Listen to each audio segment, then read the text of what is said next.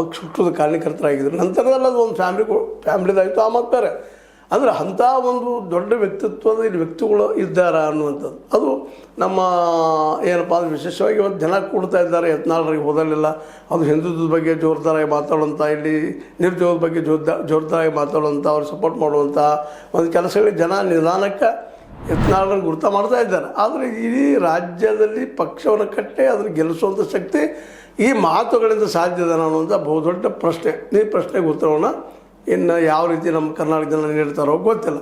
ಒಟ್ಟಾರೆಯಾಗಿ ಈ ಸಂದರ್ಭದಲ್ಲೇ ಯತ್ನಾಳರು ಹೊಸ ಪಕ್ಷವನ್ನು ಹುಟ್ಟಾಕ್ತಾರೆ ಅನ್ನುವಂಥ ಮಾತು ಗಗನಕುಸುಮವಾದರೂ ಸಹಿತ ಅಸಾಧ್ಯ ಅಲ್ಲ, ಏನೋ ಒಂದು ಆಗ್ಬೋದು.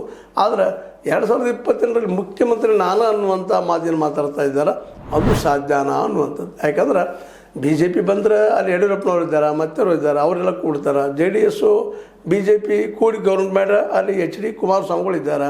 HD ಕುಮಾರಸ್ವಾಮಿಗಳು ಮತ್ತು ವಿಜೇಂದ್ರ ನಡಕ ತೆಕ್ಕ ನಡೆಯುವಂಥ ಸಾಧ್ಯತೆಗಳಿದ್ದಾವೆ.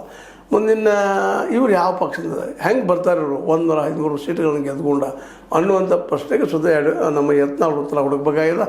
ಅದೇನೋ ಆಗಲಿ ಅವ್ರ ಸಾಹಸ ಮಾತ್ರ ಅವ್ರು ಹೇಳ್ತಾ ಹೋಗುತ್ತಿರುವುದು ಒಂದು ರಾಜ್ಯ ರಾಜಕೀಯದಲ್ಲಿ ಹೊಸ ಒಂದು ತಲ್ಲಣವನ್ನು ಅಥವಾ ಹೊಸ ದಾರಿಯನ್ನು ಹುಡುಕ್ಲಿಕ್ಕೆ ಕಾರಣ ಆಗಲಿಕ್ಕೆ ಅನ್ನೋಂಥ ಮಾತನ್ನು ಹೇಳ್ತಾ, ಇದು ನಿಮಗೆ ಲೈಕ್ ಆಗಿರ್ಬೋದು. ಲೈಕ್ ಮಾಡಿ, ಶೇರ್ ಮಾಡಿ, ಕಾಮೆಂಟ್ ಮಾಡಿ, ಜೊತೆಗೆ ಸಬ್ಸ್ಕ್ರೈಬ್ ಮಾಡಿ. S16 ನ್ಯೂಸ್ ಅರ್ಥ ಸತ್ಯ ಕೈಗನ್ನಡಿ ವಂದನೆಗಳು.